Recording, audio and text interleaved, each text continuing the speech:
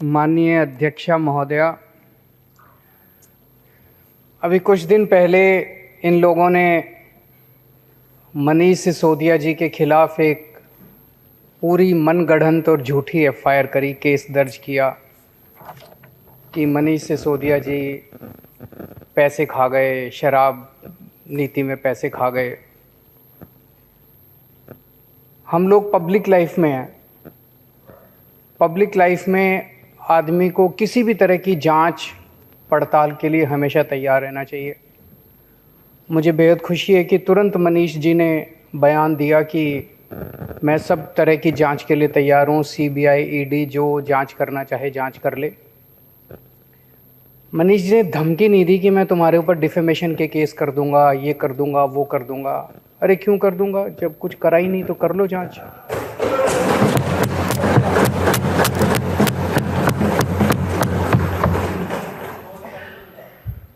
तो आरोप लगा कि मनीष सिसोदिया जी शराब की नीति में पैसे खा गए।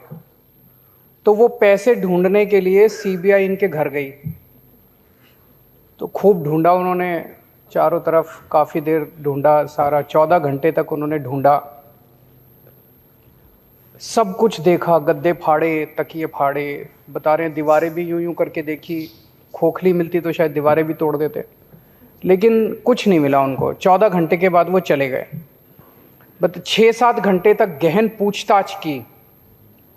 कुछ लोग मैं देख रहा था टीवी में आरोप लगा रहे थे ये लोग कि जवाब क्यों नहीं देते। जवाब, सारे जवाब दिए इन्होंने।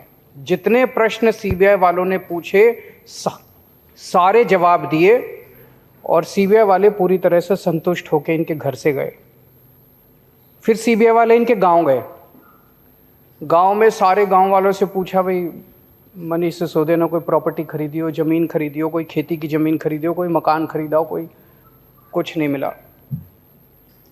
फिर इनके लॉकर चेक करने के लिए गए। उनको लगा शायद यहाँ कोई ज्वेलरी हो, पैसा हो, प्रॉपर्टी के कागज़ हो। वहाँ शायद 70-80 हज़ार रुपये के भाभी जी के कोई छोटे मोटे गहने मिले।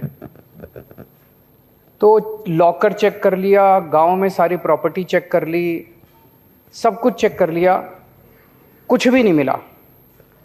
तो अब सीबीआई वाले भी अच्छे लोग हैं, इंसान है वो भी, उनके दिल में भी आत्मा, वो देख रहे हैं कि क्या हो रहा है। वो भी सोचते हैं यार ये ठीक नहीं हो रहा। वो जाते जाते कह रहे थे इनको, कहते हैं जी कुछ नहीं मिला हम लोगों को, लेकिन ऊपर से प्रेशर इतना ज़्यादा है कि एक बार आपको गिरफ्तार तो करना पड़ेगा। तो मनीष जी ने उनको कहा, भाई चिंता मत करो, जब भी गिरफ्तार करना हो मेरे को बता देना, मैं आ जाऊंगा, मेरे को गिरफ्तार कर लेना। तो गिरफ्तार तो होंगे ये, लेकिन मोटे मोटे तौर पे सारा देश देख रहा है, भाई सारी जांच कर ली, सब कुछ कर लिया, कुछ नहीं मिला, पाक साफ। एक तरह से मैं बार बार कहता हूं कि हम लोग बार बार प्रधानमंत्री मोदी जी से ईमानदारी का सर्टिफिकेट लेके आए हैं, तो एक बार फिर से प्रधानमंत्री जी ने मनीष सिसोदिया को ईमानदारी का सर्टिफिकेट दिया है कि तुम सबसे ईमानदार। बाकी राजनीति तो चलती रहेगी, गिरफ्तारी जो है वो तो राजनीतिक होगी। मैं ये देख रहा था कि इस तरह के झूठे सच्चे केस कर करके, इंक्वायरी कर करके मिलता क्या है इनको। मानव जीवन का मुझे लगता है 3-4 हजार साल का इतिहास है। इन 3-4 हजार साल में शायद आम आदमी पार्टी ऐसी पार्टी है जिसके ऊपर सबसे ज़्यादा केस हुए होंगे पूरी दुनिया में, पूरे इंसान। मैं सारा आज डेटा लेके आया हूँ।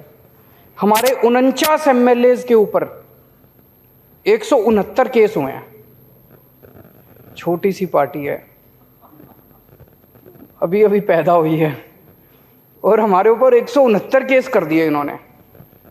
49 MLAs पे 169 केस कर दिए। 169 में से 134 केस खत्म हो गए, कोर्ट ने खत्म कर दिए। कोर्ट ने कहा भी कुछ नहीं है इन केस में। खूब डांटा इनको, पुलिस वगैरह को, कि क्या बेकार की केस। 35 केस अभी पेंडिंग है, वो भी खत्म हो जाएंगे थोड़े बहुत दिन में। इसमें मैं देख रहा था 16 केस मेरे ऊपर करे थे इन्होंने। 16 में से 12 में तो मैं बरी हो गया, 4 पेंडिंग है। 13 केस मनीष जी के ऊपर करे थे, उसमें से 10 में ये बरी हो गए, 3 पेंडिंग है।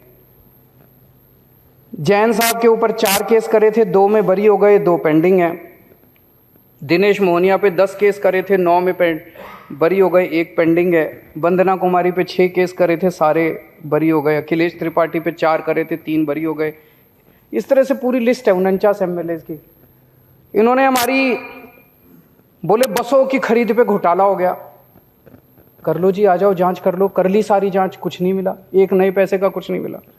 बोले शराब पॉलिसी में घोटाला हो गया, उसमें कुछ नहीं मिला अभी तक। तो स्कूलों में घोटाला हो गया, सारे स्कूलों की भी जांच, 4 साल हो गए इनको स्कूलों की जांच करते करते, उसमें भी कुछ नहीं मिला।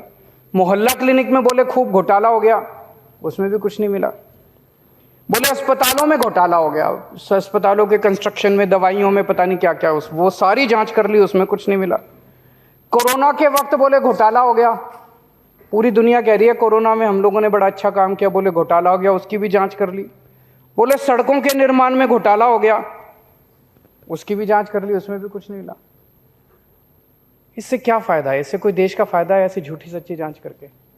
देश का टाइम खराब कर रहे हो, लोगों का टाइम खराब कर रहे हो, काम में अड़चन अड़ा रहे हो, रोज नई नई उलट पुलट जांच कर रहे हो। एक जरूर हुआ है, जब से इन्होंने मनीष सिसोदिया क्या रेड मारी है, गुजरात में हमारा 4% वोट शेयर बढ़ गया। और जिस दिन ये इनको गिरफ्तार करेंगे, मुझे लगता है 6% वोट और बढ़ जाएगा।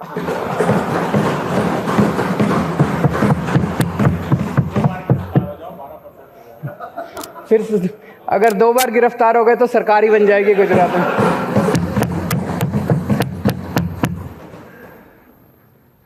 आज देश में राष्ट्रीय स्तर पे 2 ही पार्टियां बची हैं।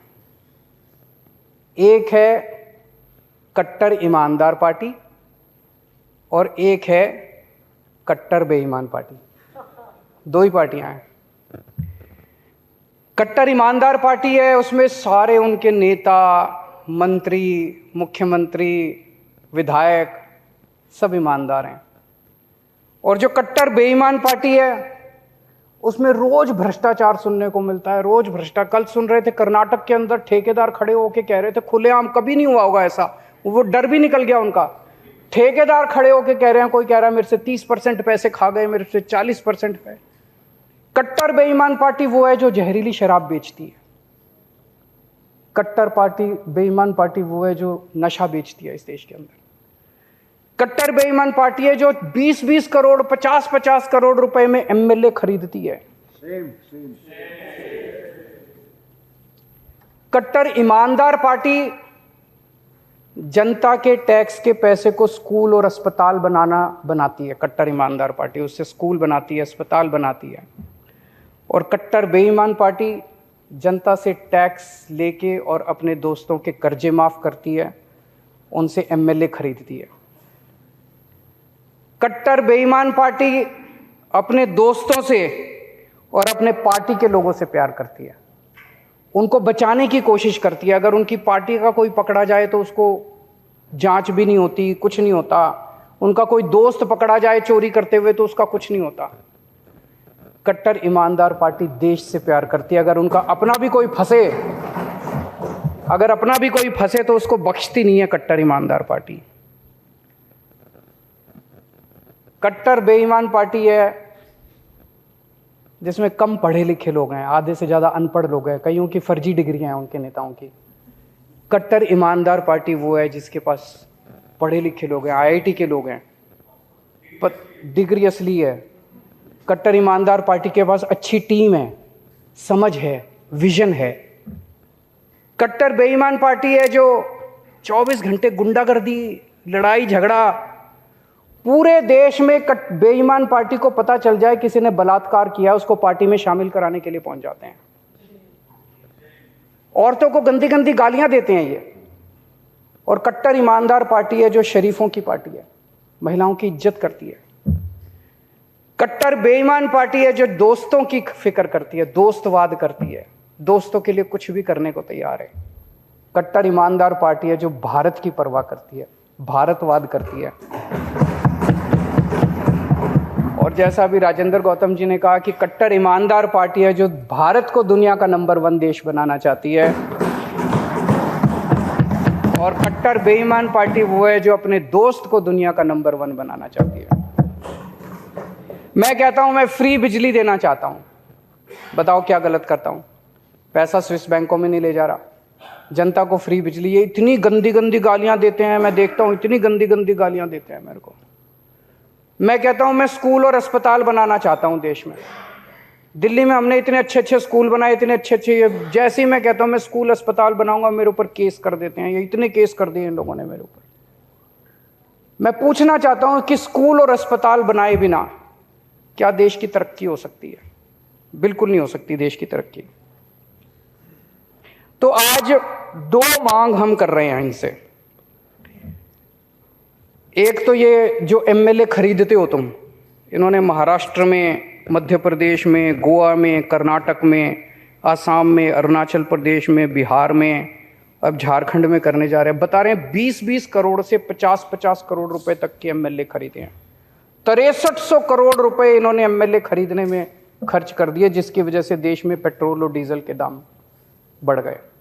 तो आज पहली मांग तो इस देश के लोगों की आ रही है, एमएलए खरीदना बंद करो, बहुत हो गई गुंडागर्दी, सरेआम मंडी बना रखी है इन्होंने एमएलए की। एमएलए खरीदना बंद करो और ये पेट्रोल और डीजल के दाम कम करो। और दूसरी मांग है कि ये कर्जे जो तुम लोगों ने अपने दोस्तों के कर्जे माफ करते हो, ये सारा पैसा रिकवर किया जाना चाहिए और किसानों के और स्टूडेंट्स के कर्जे माफ किए जाने चाहिए, ना कि दोस्तों के कर्जे।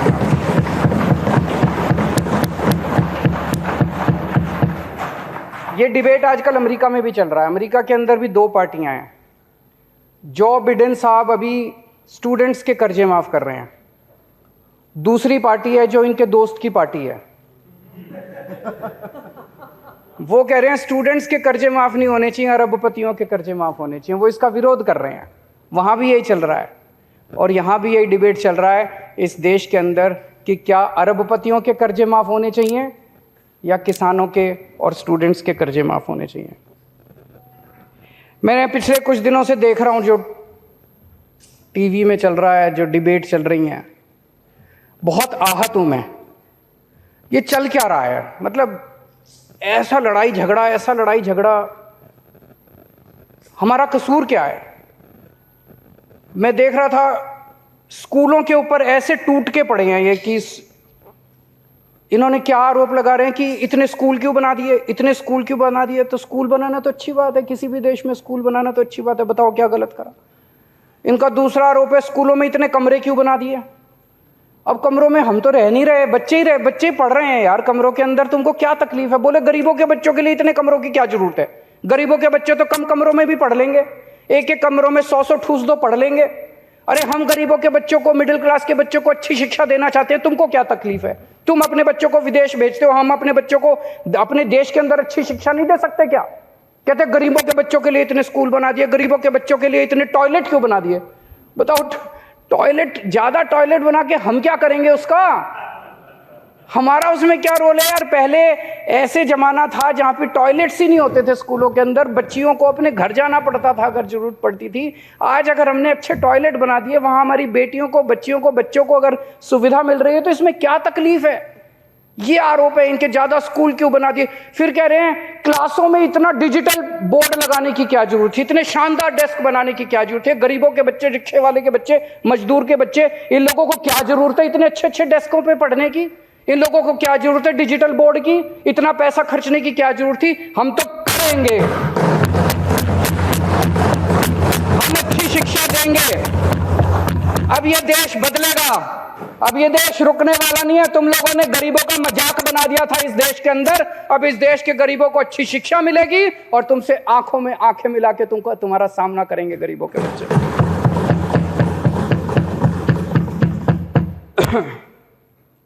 पहले कहते थे केजरीवाल ने एक भी स्कूल नहीं बनाया, केजरीवाल ने एक भी स्कूल नहीं बनाया, केजरीवाल ने एक भी स्कूल नहीं बनाया।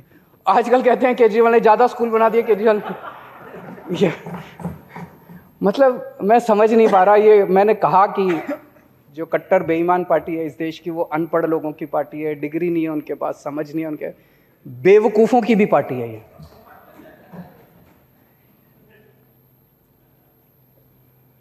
एक मैं देख रहा था आजकल स्कूलों में घूम रहे हैं ये, कल मैंने देखा सौरभ के साथ लड़ाई झगड़ा हो रहा था।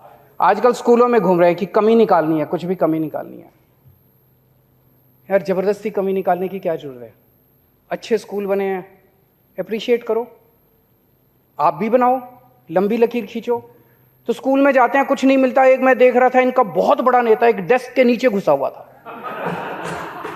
डेस्क के नीचे घुस के देखो यहाँ पे मिट्टी है, वहां पे दिखा रहा था, देखो यहाँ पे मिट्टी है, कैमरा वालों को बुला रहा था एक डेस्क के नीचे घुस के। ये क्या है? तमाशा बना रखा है इन लोगों ने। यार अच्छे काम एक दूसरे से सीखते हैं ना। मैं इनको बार बार कह चुका, असम के मुख्यमंत्री के साथ अभी ट्विटर पे बातचीत हुई, मैंने उनको कहा भाई आपने कुछ अच्छा काम किया, मैं आता हूं, दिखाओ मेरे को, मैं भी दिल्ली में करूंगा। आप दिल्ली में आओ, मैंने जो किया मैं भी दिखाते ही नहीं है कुछ, बताते ही नहीं है कुछ, करते ही नहीं है। मैंने गुजरात के मुख्यमंत्री को कहा, हिमाचल प्रदेश के मुख्यमंत्री को कहा, यूपी के मुख्यमंत्री को कहा, आपने जो अच्छे काम किए, अभी मैं तमिलनाडु जा रहा हूं 2 दिन के बाद, उन्होंने बड़े अच्छे काम किए, वो बुला रहे हैं मेरे को, मैं जाऊंगा, वहां से सीखूंगा, वो हमसे सीखेंगे। इनके कितनी बार हमने कह लिया भाई जो हम अच्छे काम कर रहे हैं आप सीखो, जो आपने अच्छे काम किए हम बताएंगे।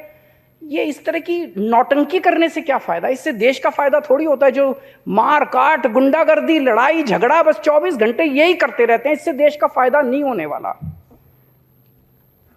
मैं सामान्य सा आदमी हूं, एक मिडिल क्लास का सामान्य से परिवार में पैदा हुआ, आईआईटी गया, आईआईटी में मेरी पढ़ाई हुई, मैकेनिकल इंजीनियरिंग करी। आज मैं जो कुछ भी हूं, मैं समझता हूं कि मैं मेरी शिक्षा की वजह से हूं। आज मेरे दोनों बच्चे आईआईटी में पढ़ रहे हैं, बेटी आईआईटी में पढ़ के पास हो चुकी है, बेटा, दोनों अपने पैरों पे खड़े हैं, वो भी अपनी शिक्षा की वजह से। मेरा आज एक ही सपना है कि जो शिक्षा इस देश ने मेरे को दी, मेरे बच्चों को दी है, वो शिक्षा मैं इस देश के हर बच्चे को दिला पाऊं मेरी जिंदगी में। मेरे को जो शिक्षा मिली है, मेरे को जो शिक्षा मिली है, वो उसी क्वालिटी की शिक्षा इस देश के हर बच्चे को मिलनी चाहिए। और जो इन लोगों ने करना है कर ले, मेरे को गिरफ्तार करना है मेरे को भी कर ले, इसको करना है हम सबको जेल में डाल दें, हमें इसकी कोई परवाह नहीं है।